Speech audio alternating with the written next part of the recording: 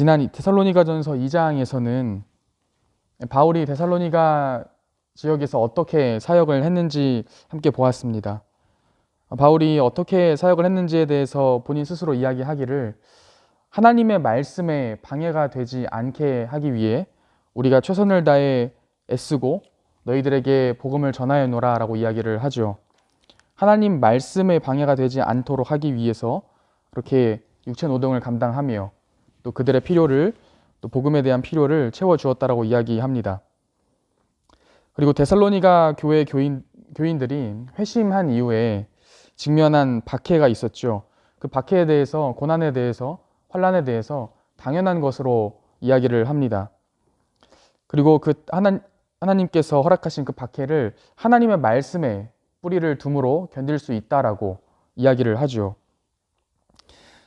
1장과 2장에 걸쳐서 가정에 대한 이미지를 사용해서 그리스도 안에 교회 공동체의 새로운 영적인 관계를 이야기합니다. 바로 가족이라고 이야기를 하는 것이죠. 그 가족의 특징은 서로 사랑하는 것이다 라고 이야기를 합니다.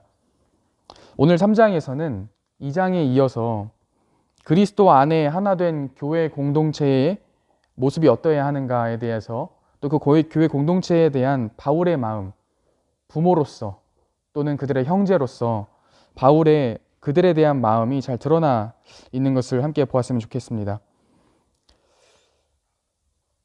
데살로니가 지역에서 있었던 핍박으로 인해서 우리가 사도행전 17장에서도 잘 보았듯이 바울은 이제 그곳에 긴 시간 머무르지 못하게 되죠. 그래서 사도행전 17장을 보게 되면 베레아를 거쳐서 아덴으로 이동하는 것을 보게 됩니다. 그 아테네에서 사도 바울이 디모데를 데살로니가 교회에 보내게 되죠.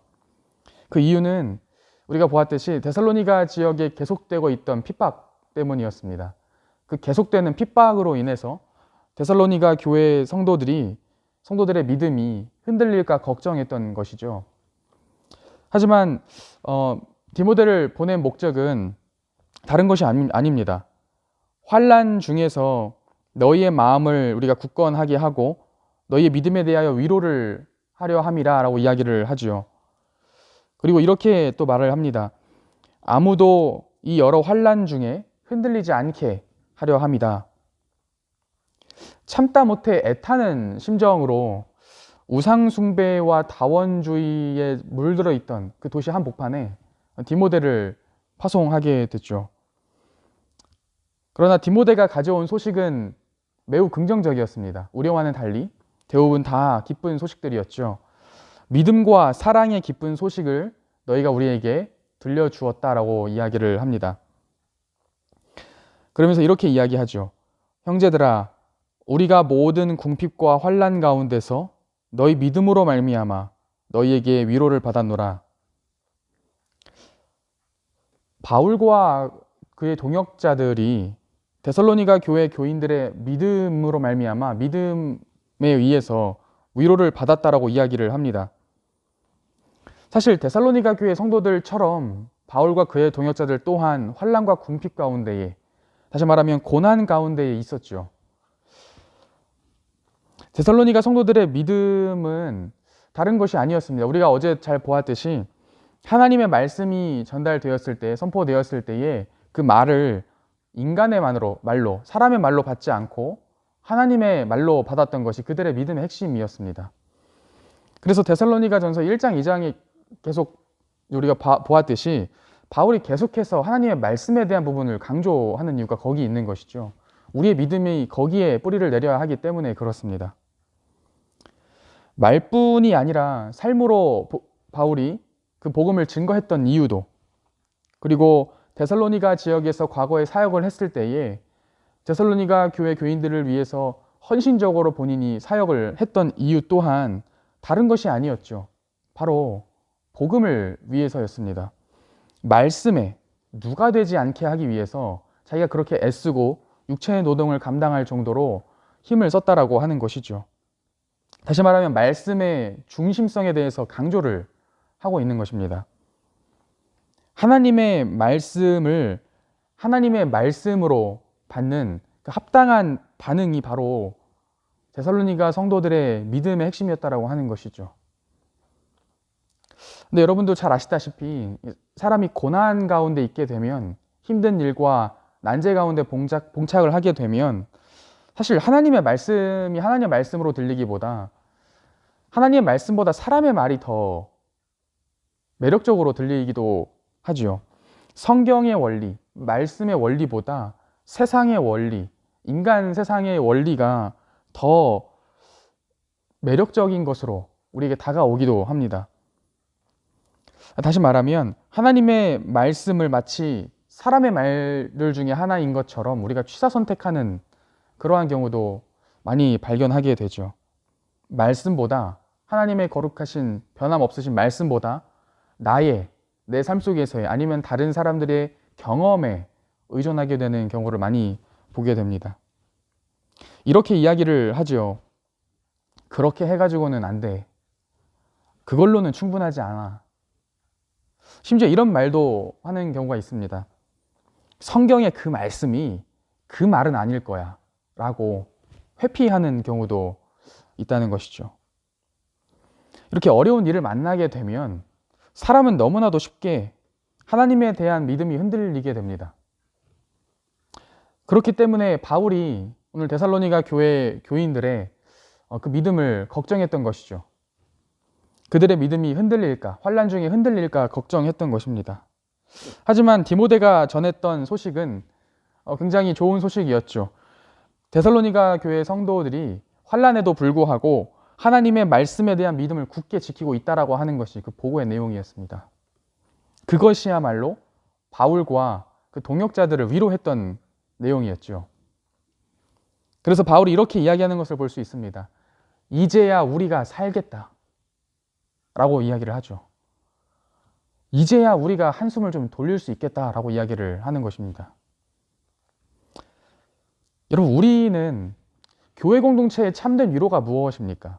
저와 여러분은 서로에게 무엇으로 위로를 주고 받습니까? 다시 말하면 교회 공동체라고 하는 이 공동체는 무엇으로 사는가에 대한 문제와 직결됩니다. 고난의 상황이 변한 건 아니죠. 고난의 상황이 해결된 것은 아닙니다. 지금 바울과 동역자들 뿐만 아니라 데살로니가 교회 성도들 또한 지금 환난이 끝난 것이 아니라 환난 가운데 있는 것이죠. 모두가 지금 고난 중에 있습니다. 그리스도인의 삶 가운데 고난이 선택이 아니라 필수인 것처럼 로마서 8장 17절에서 그렇게 이야기하죠. 그 고난이라고 하는 것은 우리의 삶 가운데 어쩌면 피할 수 없는, 항상 따라다니는 것일지 모릅니다. 그렇다면 신자에게, 저와 여러분에게 참된 기쁨이 무엇이냐라고 하는 것이죠. 교회 공동체의 생명이 어디에 있느냐, 그 생명이 어디로부터 나오냐라고 하는 문제입니다. 그 교회 공동체를 말씀으로 섬기는, 말씀을 전하는 자들은 그 교회가 이제 자신의 형편을 조금 돌보기 시작했다라고 해서 이제야 숨 좀 돌리겠다, 이제야 살겠다라고 말하지 않는다는 것입니다. 그것으로 참된 힘과 위로가 나오지 않는다는 것이죠. 오히려 한 명의 성도가, 한 명의 아이가 하나님의 말씀을 듣고 그 말씀을 하나님의 말씀으로 받아들이는 데에서, 다시 말하면 고난 중에서, 어려움 중에도 그 믿음 위에 자꾸 올라가려고, 본인을 그 위에 자꾸 올리려고 하는 그 신실함을 바라볼 때 참된 힘과 위로가 주어진다라고 하는 것이죠. 말씀을 받는 우리 교회 공동체에 말씀을 받는 자들은 자신과 자기 옆에 있는 성도들의 사업과 또 자신의 아이나 혹은 교회 안에 있는 아이들의 진학의 문제가 나아진다라고 해서, 해결된다라고 해서 이제야 좀 한숨 쉬겠다, 이제야 한시름 놓을 수 있겠다라고 이야기하지 않는다라고 하는 것입니다. 그것으로 참된 힘과 위로를 얻지 않는다라고 하는 것이죠. 오히려 내 배우자나 내 아이나 옆에 있는 집사님들이나 예배의 자리에 함께 모여서 말씀을 듣고 그 말씀을 하나님의 말씀으로 우리가 받고 믿을 때, 다시 말하면 우리의 삶 속에 고난이 있더라도 하나님의 선하심과 인자하심을 신뢰하는 모습을 우리가 바라볼 때 우리 성도들의 참된 힘과 위로가 있다라고 하는 것이죠. 교회 공동체는 그것으로 위로를 얻는다라고 하는 것입니다. 교회 공동체를 세우는 것은 그래서 좋은 건물과 시설을 의미하지 않습니다.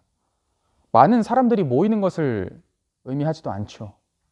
많은 헌금과 수입이 주어지는 것을 의미하지도 않습니다. 하나님의 말씀을 신뢰하고 또 그 믿는 것으로, 그리고 서로에 대한, 오늘 바울이 후반부에 이야기하듯이 피차 간의 사랑의 수고를 통해서 예수 그리스도의 핏값으로 세워진 교회 공동체는 산다라고 하는 것입니다.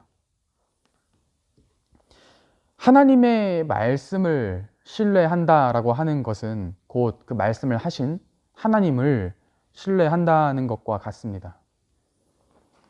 하나님께서 믿음을 저와 여러분에게, 각각의 성도들에게, 개개인에게 선물로 주십니다.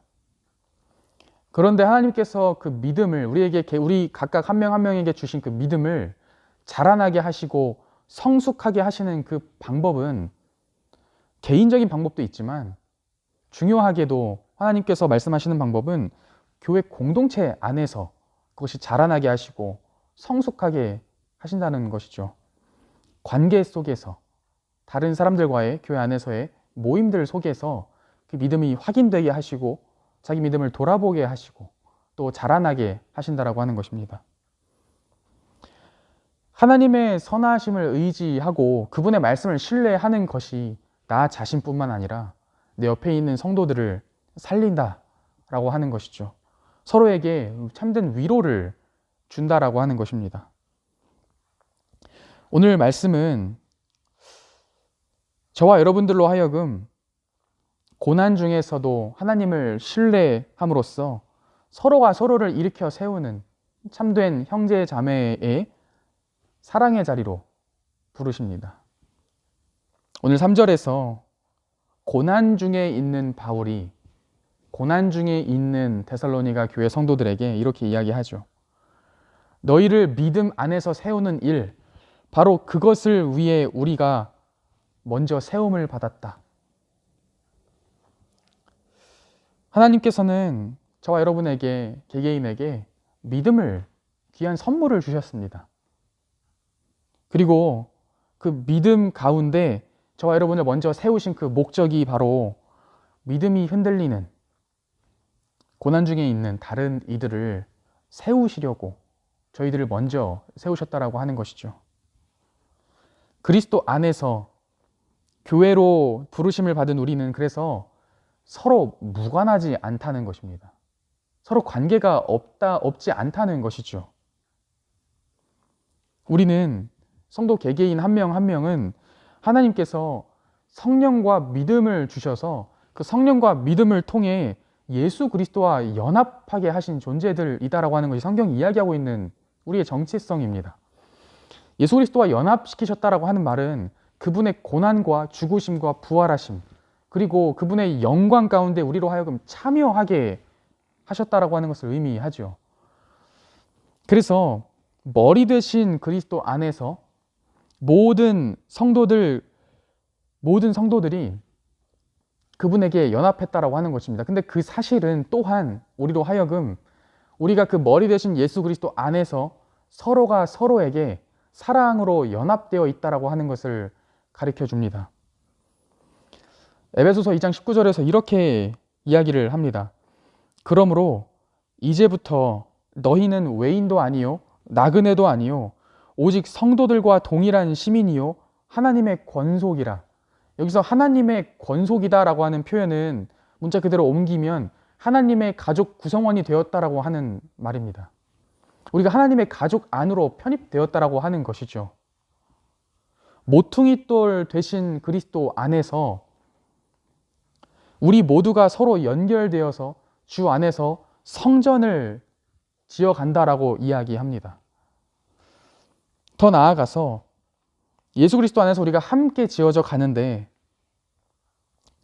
우리가 함께 그 안에서 지어져 간다라고 이야기하는 부분은 내가 먼저 완벽하게 지금 지어져 있는 완벽한 상태이기 때문을 의미하지 않죠. 오히려 함께 자라간다. 함께 세워져 간다. 함께 세워간다. 라고 하는 함께 기대며 무게를 나누는 것을 우리에게 이야기해 줍니다. 그래서 오늘 말씀 12절에 보면 바울이 이렇게 이야기하죠.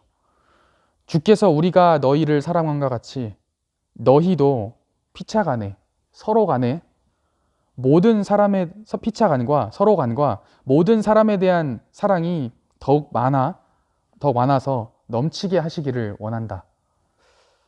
그래서 13절에 이렇게 이야기하죠. 너희 마음을 굳건하게 하시고 예수 그리스도께서 다시 오실 때에 아버지 앞에서 너희가 거룩함에 흠이 없게 하시기를 원하노라. 그들의 믿음을 위해서 기도하는 것으로 데살로니가전서 편지의 전반부 3장을 마무리합니다. 혹시 우리들 가운데, 우리 선한 청지기 공동체 가운데 믿음이 흔들리고 있는 지체들이 있습니까? 믿음이 흔들려 넘어져 있는 형제 자매들이 있습니까? 그러면 우리가 그들에게 하나님의 말씀을 이야기할 수 있기를 원합니다. 말씀을 통해 하나님의 선하심과 그분의 변함없는 사랑을 나누실 수 있는 하루가 되시기를 소망합니다. 그리스도의 몸으로서 그분의 핏값으로 세워진 하나의 교회로서 말씀으로 서로가 서로를 세우고 또 서로가 서로에게 참된 믿음의 위로를 건넬 수 있는 오늘 하루가 되시기를 소망합니다. 함께 기도하시겠습니다. 하나님 감사합니다. 우리를 먼저 그리스도 안에 하나의 돌로 세우신 하나님의 은혜를 바라봅니다. 우리가 그 안에서 서로가 서로에게 기대어 가며 서로가 서로에게 무게를 나누며 우리가 고난 중에서도 함께 지어져 가는 것을 우리가 보게 됩니다. 하나님께서 우리를 홀로 두지 아니하시고 이 땅 가운데 사는 동안 공동체를 허락해 주셔서 우리로 하여금 이 고난을 잘 이겨낼 힘과 능력을 허락하심에 감사합니다. 하나님, 우리가 이제는 하나님께서 먼저 세우신 자들로서 우리가 믿음 안에 믿음으로 다른 넘어져 있는 형제 자매들을 우리가 세워 나갈 수 있는 그 세움의 자리로 나아갈 수 있도록 하나님 인도해 주시옵소서. 감사합니다. 예수님의 이름으로 기도드립니다. 아멘.